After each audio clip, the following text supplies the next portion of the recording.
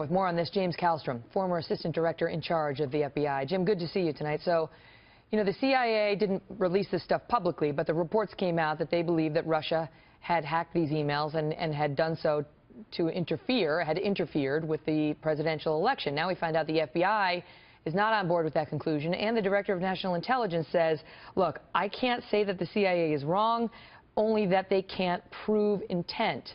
So do you think that some of our friends in the media in particular got a little ahead of their skis in saying Russia wanted Trump to win and interfered with the election to make it so? First off, Megan, this hacking is a terrible thing. It's been going on for, what, decades? A long, long time. I mean, all of my government records were disclosed by the Office of Personnel Management that had very weak security. And obviously the Democratic National Committee had weak security, and just the plethora of other organizations that have been hacked and continue to be hacked. So, was it the Russians? I don't know. Does it surprise me that the FBI doesn't agree with the agency? No. They have different standards for releasing these types of opinions. Right. And the Director of National Security, I think, probably is the exclamation point here. But whether or not, I mean, I don't agree with foreign countries involving themselves in our elections. But what we're talking about here, the notion that the Russians swayed the election. How about the fact that the information that was released might have swayed it? In other words, the major media was in bed with the Democratic National Committee. John Podesta and others were sending questions over to the press to be answered. I mean, there were roving gangs of people hired by the Democratic National Committee to go and disrupt Trump events. I mean, these are maybe the facts that might have had an opinion with certain people on how they voted. But the notion, and the public should understand, this is not about hacking into the voting systems per se. This isn't about the actual total votes. What they're talking about here is the Russians put a thumb on the scale. But I mean, think about this. I mean, I don't know if they did or not, but why would the Russians pick somebody who the odds makers had as maybe a 10% chance of winning the election? Well, because the hacks occurred back in spring of 15, so they didn't know that Donald Trump was going to be the Republican nominee then.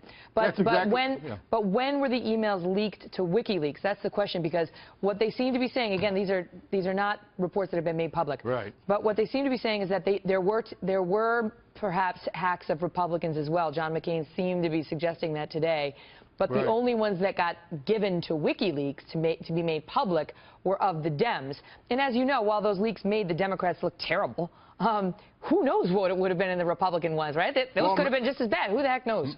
Megan, they could have been just as bad, or maybe they weren't bad at all. Right. I mean, we have no idea.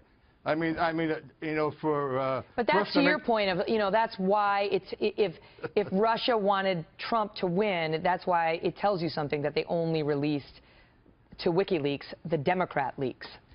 Megan, who knows? I mean, I think it's, the Democrats just can't get over the fact that they lost this election. I mean, they ought to be looking at the fact that the Democrats and the Republicans, for that matter, have ignored the middle class of the United States for the last 4 decades. Or just be a better person. Like I always say, in 2016, you actually have to be a good person. It's no longer enough to pretend. So don't give the questions to Donna Brazile, who gives them to Hillary Clinton. And to your point, just be better, and then maybe you won't worry about the hack. Conduct yourself in a honorable manner, and maybe nobody will have any really methodology to release anything that's nasty, because you haven't been a nasty person. But, what is so hard to understand that our middle class, who's been driven into, economic state of depression, and who nobody's really cared about for many, many years, the plumbers, the carpenters, the people that work with their hands, all these people out there, what is so unusual and so surprising that these people would finally want to change, in what goes on in Washington? I mean, I don't think that's the least bit surprising. Jim, it's great to see you.